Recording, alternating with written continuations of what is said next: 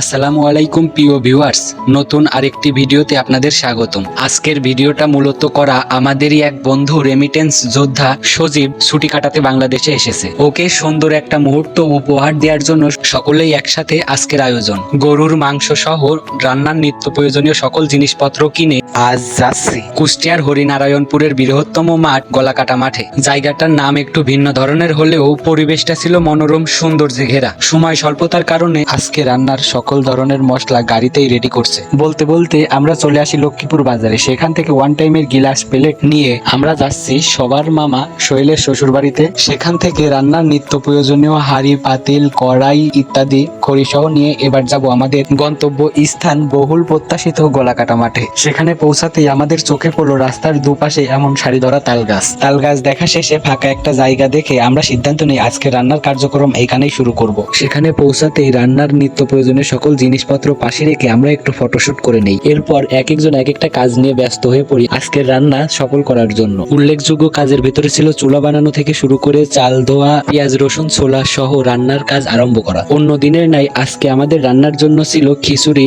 আর গরুর মাংস। আর সহযোগী হিসেবে ছিল শামীম, সোহেল, সজীব, ইমরান, বকুল আর আমি সহ আমাদের পাইলট আলাল কাকা। রান্নার সকল কার্যক্রম ভালোভাবে হলেও প্রচন্ড গরম পড়ার পরেও আজকে আমাদের সাথে অপ্রত্যাশিত একটি ঘটনা ঘটেছে। ভিডিওটা শেষ পর্যন্ত দেখলে আপনারাও বুঝতে পারবেন অপ্রত্যাশিত ঘটনাটা আসলেই কি। ভিউয়ার্সরা, আমাদের ভিডিওগুলো কেমন লাগে অবশ্যই কমেন্ট করে জানাবেন। আরো এমন আনন্দদায়ক ভিডিও দেখতে চাইলে আমার এই পেজটা ফেসবুকে ফলো আর ইউটিউবে সাবস্ক্রাইব করে দিন। ইউটিউব লিংক কমেন্ট বক্সে দেওয়া। আর এই ভিডিওটি কে কোথা থেকে দেখছেন তাও জানাবেন। রান্নার কার্যক্রম প্রায় শেষ হতেই তাপমাত্রা প্রচন্ড গরম থাকার পরেও অপ্রত্যাশিতভাবে হঠাৎ করেই ঝড় শুরু হয়। সারাদিনের আকাশ দেখে যদিও বা মনে হচ্ছিল না বৃষ্টি হবে, কিন্তু হঠাৎ করেই প্রচন্ড ঝড় আর বৃষ্টি শুরু হয়।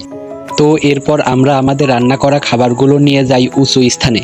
উঁচুতে আসতেই দেখি সেখানেও প্রচন্ড রকম বাতাস আর বৃষ্টি শুরু হয়। আমরা আমাদের রান্না করা খাবার নিয়ে যাই আমাদের আজকের বাহক অটোর ভেতরে বসে অপেক্ষা করার পরে বৃষ্টি একটু কম হয়। আমরা সকলেই একসাথে খাওয়া শুরু করি।